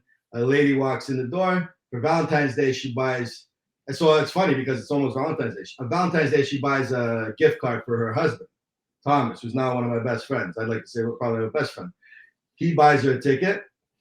So now he's got to do personal training with me. So he walks into the gym and like, I'm like, okay, like now I got to get to know this guy. I don't know who he is, blah, blah, blah. We become best friends. And it wasn't until one day he came to me and he said, Vinny, he goes, he's got a little daughter. He goes, Vinny, this was the first time I was able to chase my baby daughter and pick her up in a long, long time. You know what I mean? And I said, what do you mean? He goes, I've never bending over was hard for him, let alone chasing his baby daughter and picking her up and holding her. He goes, this was the first time I was able to do that. And it was because of the training that I was giving him. So that was when the moment in my mind where it clicked, where I'm not a trainer, I'm a coach. And I wanted to start to help people. Because before I didn't want to. I was just there counting reps and, okay, do this, do that, do this, try to make you sweat, right? But then after that, I was okay, like, I can actually help people, because now I see, and it wasn't until it's not until you see somebody grow that it makes it worth it, like anything. So now you got a kid, so like a little kid comes into the gym for the first time and you see him getting better and his skills growing and his passions growing. That's rewarding. That's fulfilling. That's something that I started to want it. So I'm like, oh shit, I want to do this. This is something I want to do, And then so by fluke, this gentleman, Thomas, so my mother always wanted to go to a Tony Robbins event. She's always wanted to go for the longest time. And she was trying to get me to go for a friggin' year. Okay. And she said, but if you've ever been to an event, 15 hours a day in a room, you can get up and go to the bathroom, but you're encouraged not to because you don't want to miss any of the action. 5-6 days in a row. Well, this one I went, the first one was 7 days in a row, 15 hours a day, freezing cold because he likes it nice to be nice and cold. So you stay awake. My mom's explaining this stuff to me. I go, I don't want to do that. But I didn't want her to go alone. Okay. Because she wanted to go. So Thomas comes into the gym one day after an event and he's all excited. Holy shit. He went to a Tony Robbins event. He's all pumped up because when you come back from those, you're all jacked up. So he's all jacked up, so that's all my mother needed to see. Boom. She goes and contacts them, goes to buy a ticket. But now she's working on me. She goes, Vinny, I want you to come with me. But man, I'm not coming to that shit. I won't do that. What the fuck do I want to do that for? You know what I mean? But I didn't understand what it was. I never knew Tony Robbins before that. I seen him in Shallow Hal. That was the first time I seen him in the movie Shallow Hal. Other than that, I never knew who he was. So then finally I said, I don't want you to go by yourself. It's in Florida. It could be scary. Something bad could happen. I'll come with you. Buy me a ticket. Brother, the first day I get there, because you see those things, they're all dancing, clapping, everybody's up. It's like a rave. Everybody's partying. And I'm sitting there now. Where the fuck am I? I'm looking around. Everybody's dancing. The lights are going off. I'm going, man, what are we doing? Like, what's going on here? Like, what? Good, by the side. And I'll never forget because the guy beside us, he's a dear friend of mine to this day. A guy from New York. He goes, I know. He goes, yeah, he's cool. The coolest cat ever. He goes, I know. He goes, I bet you feel like a jerk off if you got up and started dancing, won't you? It's just like that, the New York accent and everything, right? So I started laughing. Right? He goes, don't worry. He goes, give it time. You'll be one of us. Dude, by the second day, I'm on my chair screaming, shouting. I got my shirt off. I'm going nuts. By the second day, I was in. I drank the Kool-Aid. Right? So that's funny awesome. Because now, all these years later, so that reinforced me in helping and changing people's lives and, becoming a better person and growing. And the secret to living is giving. And human beings need to grow. If we don't grow, we die. Like a plant. If you don't water it, it dies. You're no different as a person. So he really teaches that stuff. And then through there, I became best friends with his trainer, Billy Beck III, who used to train The Rock for 7 years. And then Tony Robbins said, no, you're working for me now. I'll put him on a full-time retainer. He stole this guy from The Rock. This was The Rock's personal trainer. I'm very good friends with this guy now, all through this community. You know what I mean? So it's just weird how life happens. And then so all these years later, so now the kid's 14 now. So about 2 years ago, we did the Taste of the Kingsway event, and this kid signs up. So Rob Ford's son. Okay, so those in Toronto who know, Rob Ford's son, and then in Ontario, Doug Ford's nephew. Okay. Now, I understand what it's like to be a child being bullied, and I understand what it's like to people talk shit about your family or whatever, or say bad things. And dude, this kid's 14 years old. He's got people messaging him on Instagram saying, "Oh, your family this, your uncle's an idiot." The kid's 14 years old, man. What are you doing? He's a little kid. Leave the kid alone. It's nothing to do with him. You know what I mean? So he has nothing to do with what his family does. Nothing to do. He was just born into a circumstance, was dealt a shitty hand of cards, And so now he's lost. And this kid's, if he doesn't direct his energy the right way, he's gonna end up in trouble. He's one of those, like he's a great kid. He's just got a lot of energy, and he misdirected energy can become problems. And that's why I relate to this, because I'm looking at this kid. Well, fuck, this kid's me. This was me. You know what I mean? Like that was me. You know what I mean? So I see this kid now. I train him. I don't, I train him because I want him to have a better life. Okay, so that's the funniest thing ever. This kid never even knew how to throw a punch. He comes into the gym, first day. He's sitting there in front of the class, right? Right at the front door. He's sitting there like this. Every kid that walks in, I can take you. I can take you. These kids are walking in like, what the? They want to do a couple jumping jacks and hit the bag. And this kid's looking at him. I can take you. You don't look too tough. This kid like never even fucking fought before, and he's sizing up these little kids coming into the class. I can't put him in the class no more because he wants to just fight everybody. You know, I had to take him out of the class. You know what I mean? But so now I've been working with him for 2 years now, and it's funny. Like you talked about how the world comes full circle, how life comes full circle. I was that little kid hanging out in gyms, getting in trouble. Then I met you, who mentored me and taught me the way. Now I own a gym, and I see this little kid who's going to get himself in trouble. So I'm mentoring. And now you're teaching him the way. I'm mentoring him, showing him the way with some of your teachings and some of the teachings I learned in the time. You know, so it's freaking trippy how it happens like that. You know what I mean? It's so trippy, and that's right now. That's my purpose. That's my calling, is helping and coaching people. Because now I see this little kid, dude. This kid, I'm sure you've seen in my videos. If not, anybody go to my Instagram. This kid he's going to become a good fighter. Dude, I got him sparring now. I got him ready to go. He's 14 years old now, so I've been working for him about 2 years now. Well, you got to see this kid. He's going to become a world champion. Like he's going to become a world champion. Like if he sticks with it and trains and does what he's got to do and keeps his head straight and doesn't get in trouble, he's going to become a world champion. And he's developed such a passion. Dude, this guy walks around with a championship belt. Like he's like got such a passion for boxing. Like he loves, like this is his calling. This is his passion. This is what he wants to do. And so now it gives me a purpose. It gives me a reason to get up and do something. Because if it's not for myself, I'm going to do it for somebody else. I'd rather do something else to help a kid. Like I don't want this kid to make the mistakes that I made. And if I can stop him from doing just one thing better that I did wrong, my job is done. It's not done, but I feel like I've done a good job. You know what I mean? Like I do not want to see this kid go down a bad path. I do not want to see him get in trouble because, dude, I don't want him to ruin his life. I'm lucky. I could have ruined my life forever. I'm lucky that I never stopped fighting. I'm lucky that I was taught things at a young age by my father and mother about resilience and determination and discipline. And it's funny because my boxing, and this is why, again, I love boxing so much, because boxing was always my measuring stick as to where I was in life. No matter how messed up I was, if I went to the gym and I could do 3 rounds, in my mind, I wasn't too bad. You know what I mean? I would always use boxing. And then whenever I was at my lowest and I had to get my body back and my health back, I would resort to the habits and the skills that I was taught as a kid in the boxing gym. I'd start jogging. I started skipping. I started shadow boxing. And then slowly all these things that I learned as a kid would come back because there were habits that I learned at a young age. You know what I mean? So that's again why I love boxing so much, is because it saved my life. It saved my life. And, and I use it now to help anybody.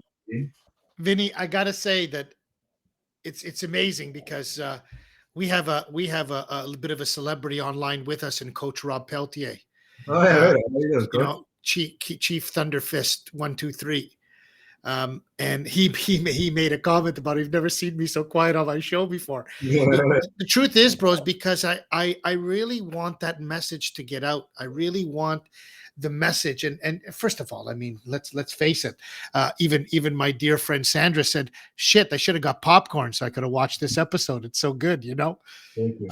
But I'll say this, Vinny, that it's a really inspiring story of how someone can turn their life around and see the effects of what happens when you learn from life's lessons and then start applying them to help someone else. You see, this is the mission. This is my mission. My mission is exactly what's happening. We're talking a period of the time. When did you walk into the gym? How old were you? Like the first time I walked into a gym? Probably Like five. after you came out of the program. When I came out of the program, I was 25 years old. So you're 32 now? 32. Yeah, 32. Okay, so we're talking 7 years, guys. 7 years. And what's most amazing is that yeah, thank you, Sandra. It's so gratifying. All of this is so gratifying for me because this is the message that I've been trying to share my entire life. Yeah. You want to, you feel shit about yourself. You can't look at yourself in the mirror. Go help somebody. Go and help somebody else, and you will feel better about yourself. 100%. In the same way that there's this passage, I don't remember where it is in the Bible, that says, if you want more love, give it, and more love will come. If you want more friends, be a friend to someone.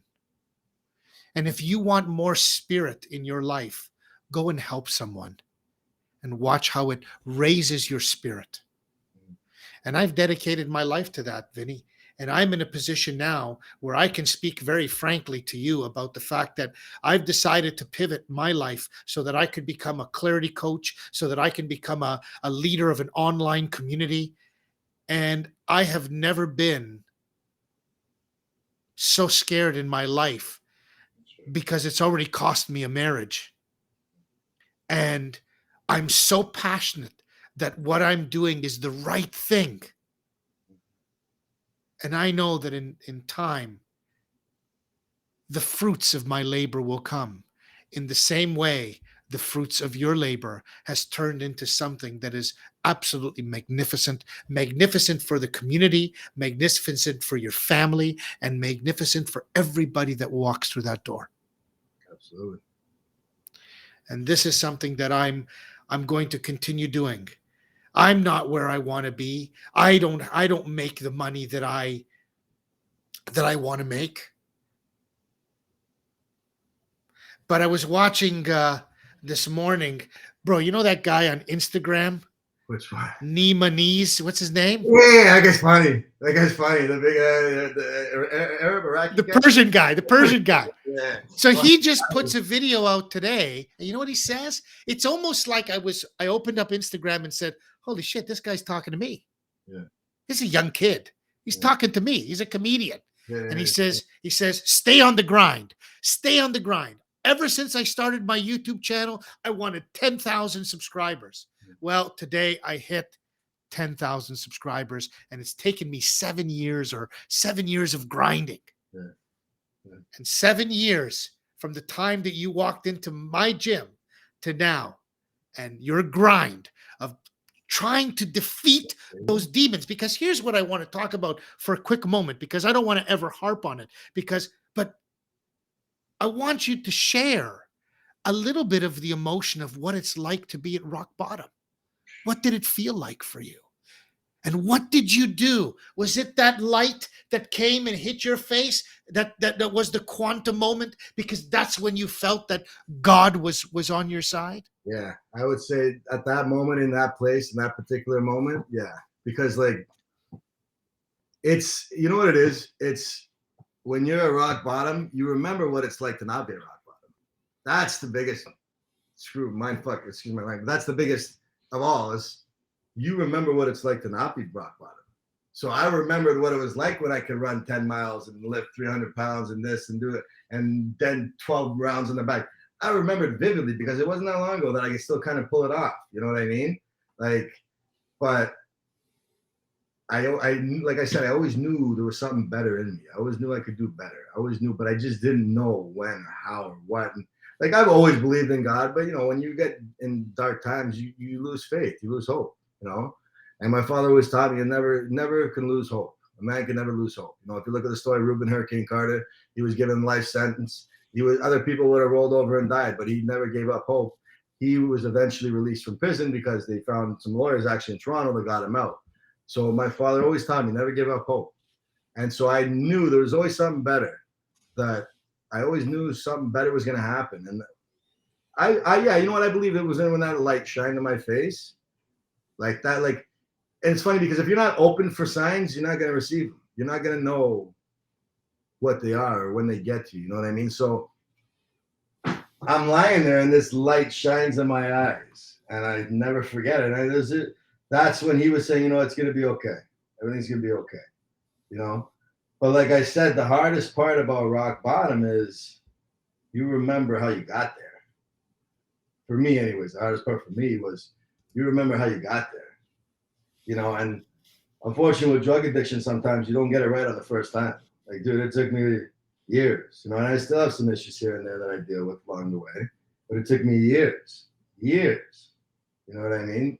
Of hitting your head in the wall, getting back. Like they use this term. I don't really like using AA terms or cliches because they're cliche, but they're true. But it's the definition of insanity is doing the same thing over and over, expecting different results. What do you think a drug addiction is, dude? You know, and you're literally insane. You become insane, and you know, and but eventually, and it's funny because I didn't really learn this, and like I knew it, but I didn't really consciously learn it until I was in Tony Robbins' community. You've got to link if you want to change, you've got to link an incredible amount of pain to what's going on. So you make that change. So sometimes it may take you 10 times before you got that pain where it's like, fuck, I gotta change, man. Like I gotta do something here. Like, you know what I mean? No, you know what I think the time was when I knew it was changing. Now that I'm thinking about it, you know what I think it was? When okay, so I skipped this part of the part before I went to this program. You got to go to a detox for 3 days. Okay, I went. They kicked me out. I went to the Brampton one. I snuck in an iPod. You weren't allowed iPods. They kicked me out. I begged them to let me back in. They let me back in, and then I fucked off. I ran away. So I did. So then I ran away from the Brampton one, and then I got high one last time, and then I went back to. Then I was allowed into. So then I went to a half. I went to a half. A detox, half shelter, Ossington and Queen, right across from Cam H. So I went there before I went to this place, and but it was when I ran away from the second time, when I ran away from the Brampton place, I was like my parents had kicked me out of my house by that time. I was living with my grandparents, luckily, thankfully, but they live right behind my parents, so it wasn't that far. But I was living with my grandparents, and it was when I was on the phone with my mom. And they were fighting, and it was just when I ran away. And she goes, Vinny, your father and I are gonna get a divorce over this thing. You know that, right? And then for that, for my mother to say that, and I still get fucking teary-eyed now. But but that's the moment. That's when it hit me because I'm thinking, fuck. My parents have been through so much, and they never broke. But now they're gonna break over me. That's when it hit me, man, and that's when I knew I had to make a change. And that's when, excuse me, that's when I said, you know what, I got to do this. I got to do this. You know, if it's not for me, it's for them. And that was the deciding factor. You know, and now that I think about it, and I think about when I was there and that light shine on my face, I think that was confirmation that I made the right choice. Right. You know, that was a sign where God was saying, because sometimes, man, like you got to believe in something, you know. And my father always said, you never find an atheist in a foxhole. You'll never find an atheist in a foxhole, meaning that when the shit's on, you got to pray to something, whether it be God or whatever. When you're in a time of such struggle and pain and you despair, you got to hold on to something. You know what I mean? And so Yep. he, you know, and so I believe that when that light shone on my face, that was confirmation that I made the right choice. You know, and yeah, I'm very, very grateful that I did. Well, in the world of metaphysics, we used to say this, Vinny, that what addiction is nothing short of a spiritual disconnect. Yeah, absolutely. That you guys, that you know, the people that have addiction, they could be feeling or connecting with spirit so strongly that they don't know what to do with what's happening. So they try to numb down this feeling or numb down this, you know, this connection, Yeah. because it's going to drive them nuts. Yeah, absolutely. So I have to say that it's an inspiring story. I mean, You know, I love the fact that it came together in a way today, right here on the Coffee and Biscotti show, in a way that, Vinny, it was entertaining.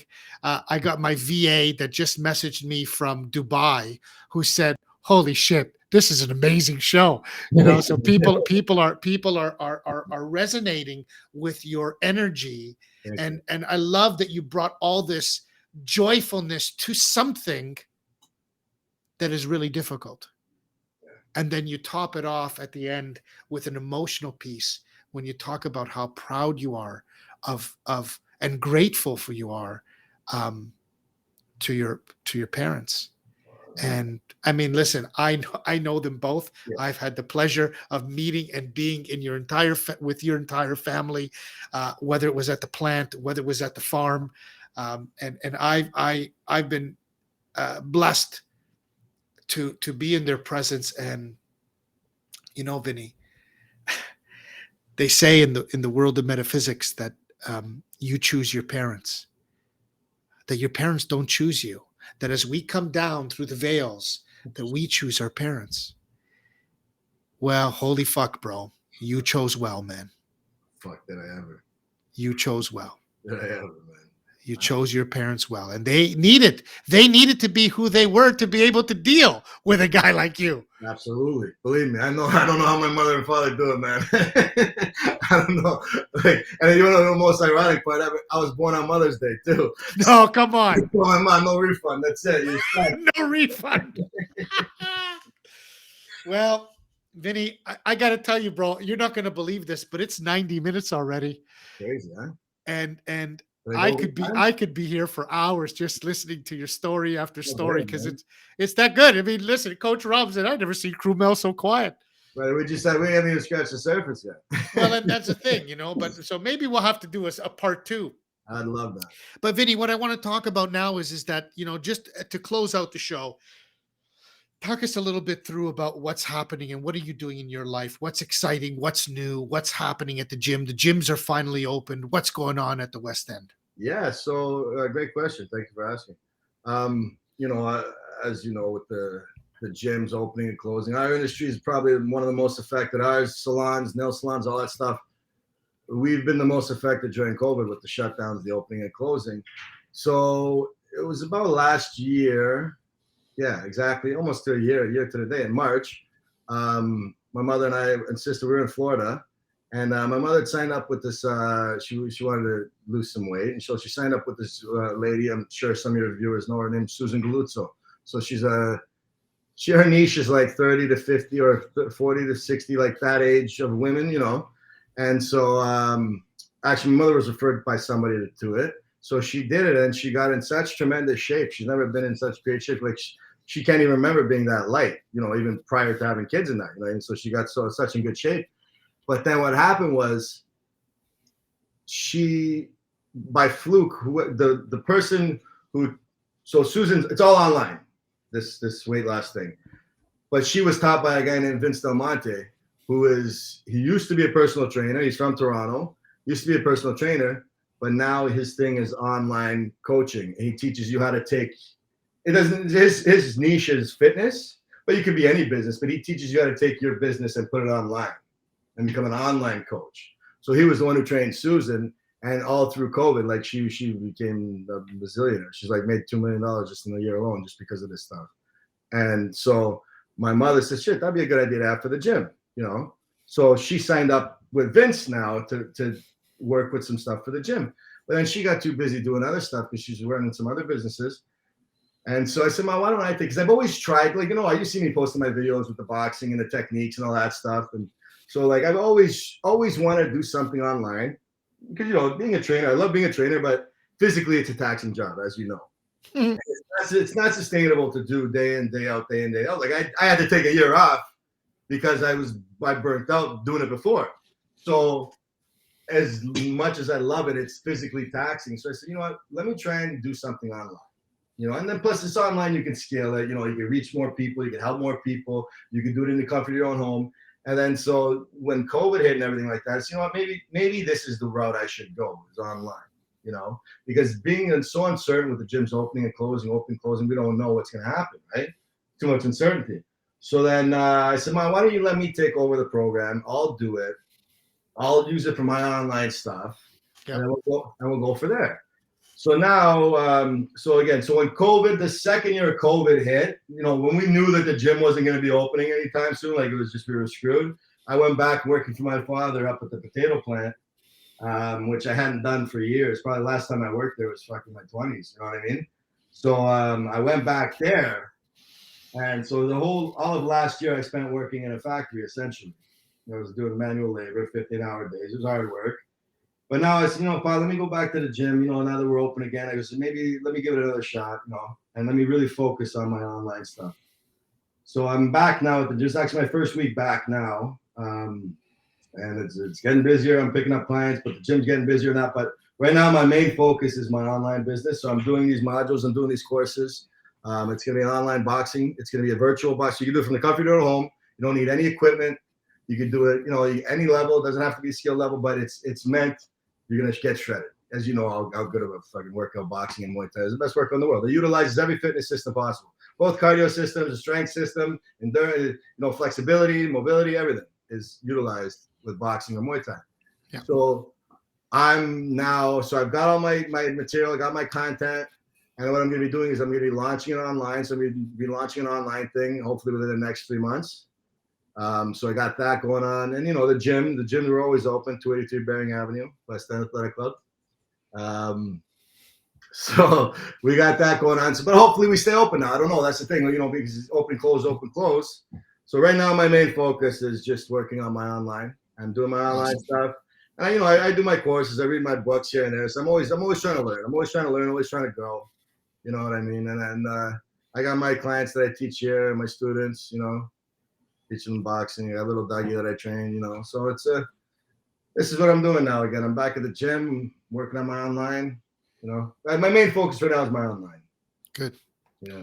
Well, what can I say, my friend, other than congratulations on all your success. Congratulations on fighting your demons and showing them that the light is stronger than the dark.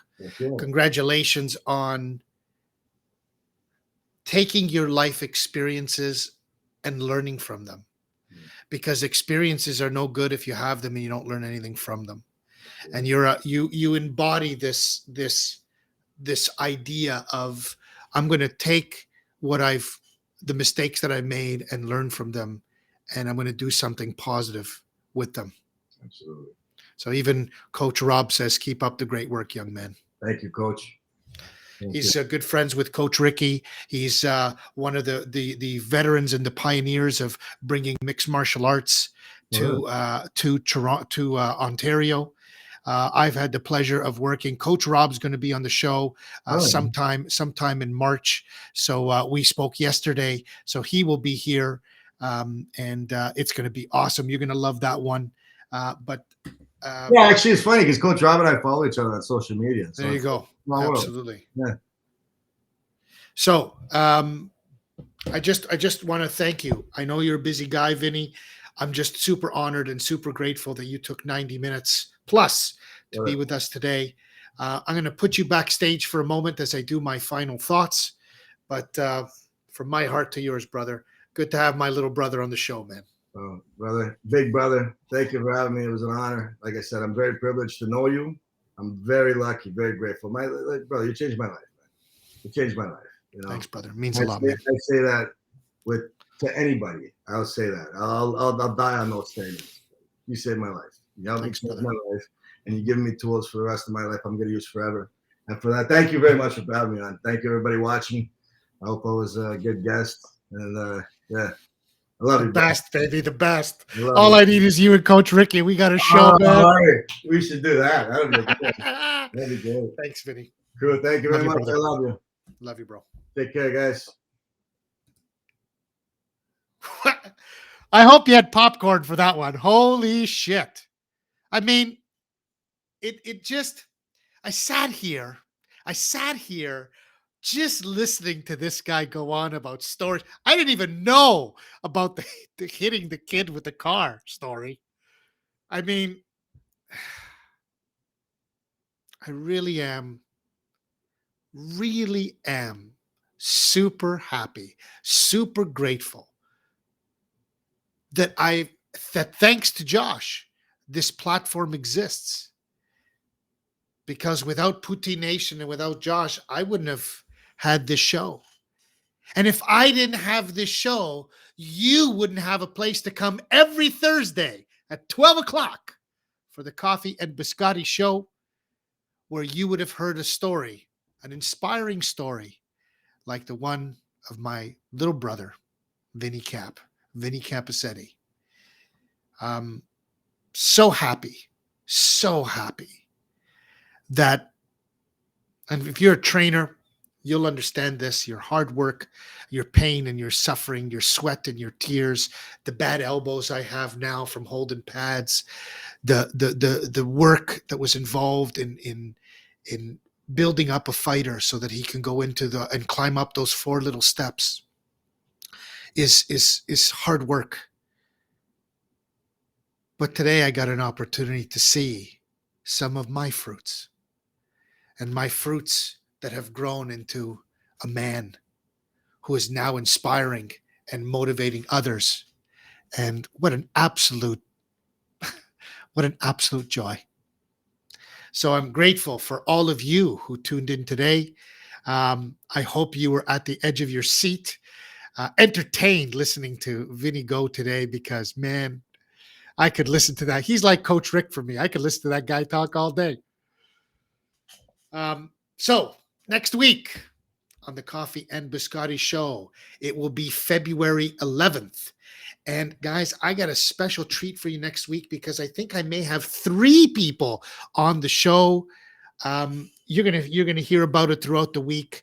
3 men who have a company together that are I think are all retired, and are doing some great things in their retirement. Rod is my connect, who's just an awesome man. We really have some great chats. So next week we will be here on the Coffee and Biscotti show, same time, 12 p.m. Eastern Standard Time. Today, Poutine Nation says we're off to see a great advocate for organ donation and fun and funny, DJ at Canadian_Breakin', right here in Toronto, or right there in Toronto, because I'm not in Toronto anymore. But stick around for some beats with at Canadian Breakin'. Josh, let's raid away, my friend. Thank you again for all of you, and from all of us here at the Coffee and Biscotti show.